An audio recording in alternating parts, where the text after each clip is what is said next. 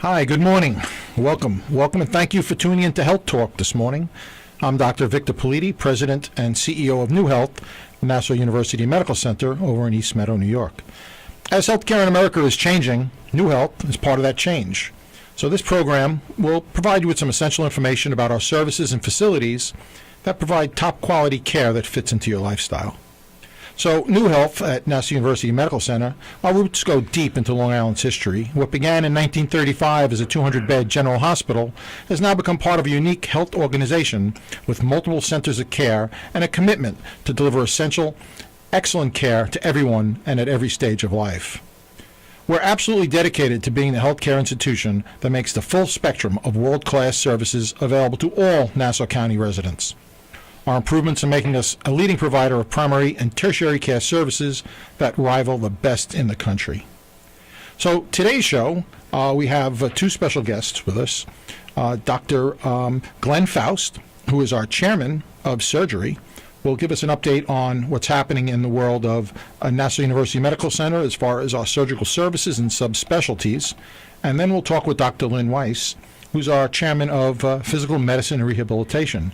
A service that provides great care to the residents of Nassau County, and that most people don't even know that we have it, and to the extent of which we provide that service. So let's get right into Dr. Faust and welcome Dr. Faust. Good morning. Thank you for having me. Great. Good morning. Thank you for being here. So why don't you start by telling us a little bit about yourself? Great. Well, I've spent pretty much my whole life and professional career in the New York metropolitan area. Grew up in New Jersey and had the good fortune to go to the University of Pennsylvania undergrad. I then went to Yale for medical school, where I had a lot of fun. It was a great education. I also got to do a lot of research, which I think is very important in developing a medical career. From there, I went to LIJ, where I spent 5 years doing my general surgery residency, followed by a one-year vascular fellowship. I actually was the first vascular fellow at the institution. I stayed there as an attending, actually eventually becoming the chief of vascular surgery, and overall spent 20 years there. At that point, I had the good fortune to be recruited to Nassau University Medical Center as the chair of surgery, as you mentioned. My clinical interests over my career have been somewhat varied. Certainly carotid surgery, important surgery to prevent people from having strokes, has always been a major interest. Abdominal aortic aneurysms, which is not a very well-known entity, though unfortunately can be a very, very serious problem, has been an interest, as well as lower extremity arterial disease, more commonly known as PVD these days. You see a lot of commercials even relating to that process. But that's a very important entity where hardening the arteries, just like it affects the heart, can affect the blood vessels in the leg. So it's very important we treat that. And also, as the years have gone by, I've spent more time treating venous disease. So I think pretty much everybody's familiar with spider veins or varicose veins. And while they can be a cosmetic problem, they also can be a real medical problem requiring treatment. So that also has been a significant interest.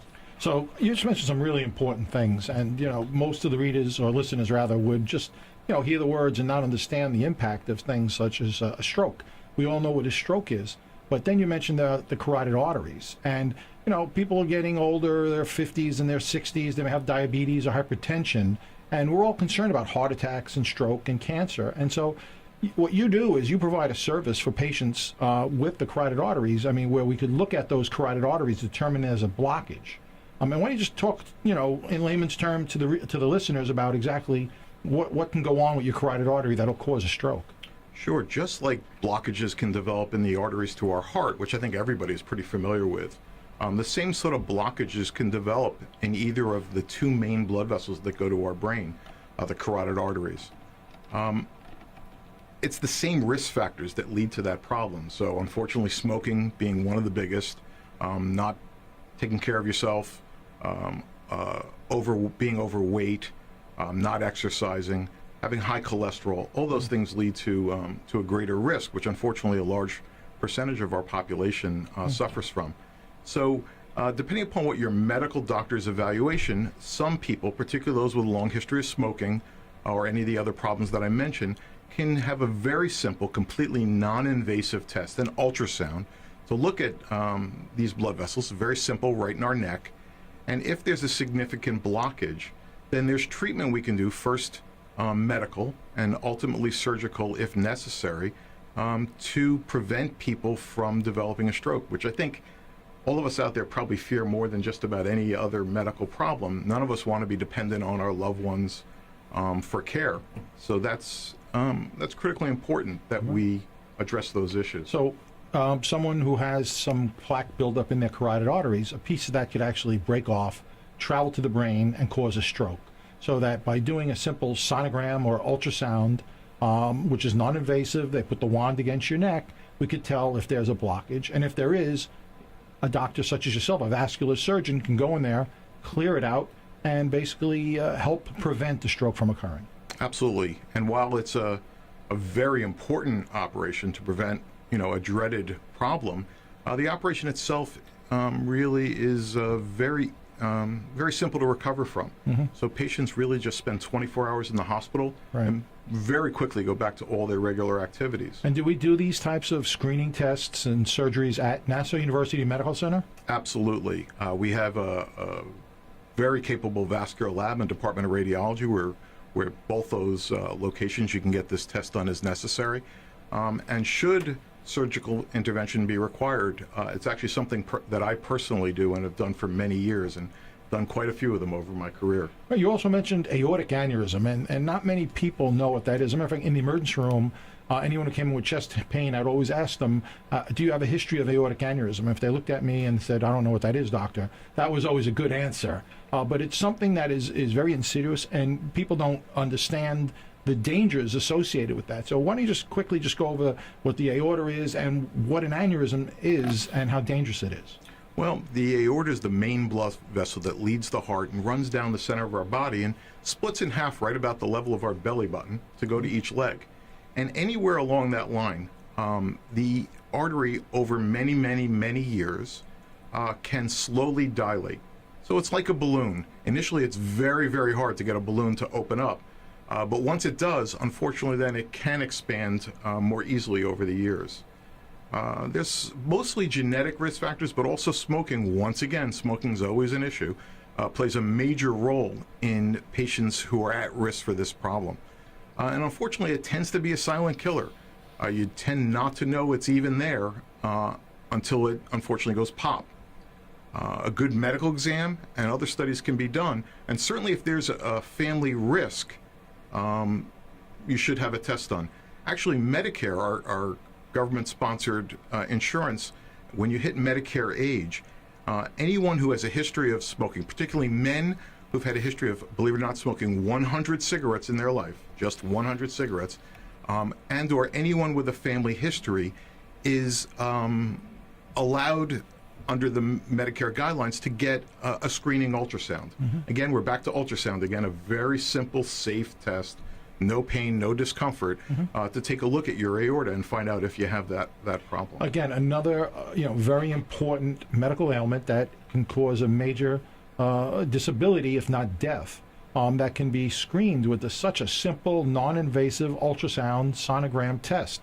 So here at Nassau University Medical Center, we're available for that. You just come by the hospital. You can call. We have a phone number, which is a 516 area code, of course, 486-NUMC, 486-NUMC, which you just call, make an appointment, and we'll get you right in. We can do that sonogram. We could do the the ultrasound of your carotids, and try to look for these types of hidden dangers that are out there. If you have a private physician, I would certainly, if you're at age, or especially if they have a family history, or if they smoke cigarettes, they should also follow up with their doctors to check to see what's going on. So what other services does the Department of Surgery provide for our patients? Well, Department of Surgery really does provide a wide variety of important services.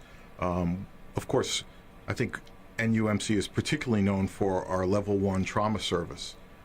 We provide a complete, comprehensive scope of all trauma-related care.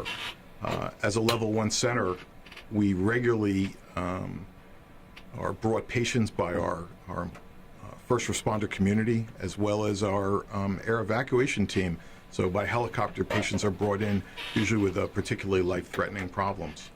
But trauma is just the beginning of what we offer in the Department of Surgery. We have a center of excellence in bariatric surgery, the surgery for morbidly obese people who've tried pretty much everything to lose weight and have to turn to a surgical modality to really reduce what otherwise is a lifelong risk related to being overweight. We have a fellowship-trained, board-certified expert in this area. Dr. Venk, we know him because his real name is Dr. Venkatesh Sastacona, so you can understand why we call him Dr. Venk. Dr. Venk is extremely well-trained expert in this area and provides not only bariatric services, but what we call advanced laparoscopic services, which is a minimally invasive way to get your general surgical problems treated. We also have a very capable surgical critical care team for our sickest of patients. We are part of the Breast Health Center, which I know was mentioned on a previous episode of your radio show, but the surgeon plays an important role. Hopefully doesn't have to get involved in many cases, but when necessary is certainly there. We have a comprehensive colorectal service, vascular surgery, as we've mentioned already, which I am part of. Neurosurgery, an important team that is involved with both elective cases as well as our emergency cases. We have ENT, urology, podiatry, and we actually have a very, very well-renowned plastic surgical team that can offer a whole array of services from the most elective of situations to very, very significant emergencies. And they also play a role in running our certified burn center, the only center in Nassau County, as well as our hyperbaric center, where our institution has what's called a multi-place chamber. It's actually a chamber you can go into. Classically, people know it for divers who get bends, but it's also very, very important in a variety of other medical care, particularly wound care. But our unit is a lot larger. So for those of you who might have a little claustrophobia, a very common problem, or even more importantly, we have the ability to send a doctor or a nurse actually into the chamber with the patient who is maybe a little sicker and needs additional care. So these are all services that we can provide at NUMC, and we provide on a daily basis, and in most cases provide 24/7. It's amazing. People don't really realize, and I know I didn't before I became involved with Nassau University Medical Center, have any ideas of the scope or breadth of the treatment and the faculty that we have in there, the training, the high quality physicians, nurses, and paraprofessionals equal to the best hospitals in the nation. Highest trained from the best medical schools and residencies and board certifications that are there to take care of the patients here in Nassau County. Nassau University Medical Center, emergency department, you mentioned is level 1 trauma. From that, opening the door, people coming in for whatever might cause them to come to the hospital, to brand new ICUs and CCUs, to state-of-the-art CAT scans and MRIs, to 8 modern technically advanced operating rooms. It basically paints the whole picture for anybody who has any surgical needs. Our bariatric program as well. It's out there, and it provides a great service to the citizens of and our neighbors over in Nassau County. So, Dr. Faust, this is a great show. I really appreciate you being here. I know you're a busy surgeon, and I appreciate you spending the time with us. And I appreciate you talking to the listeners to give them an idea exactly what we have at Nassau University Medical Center.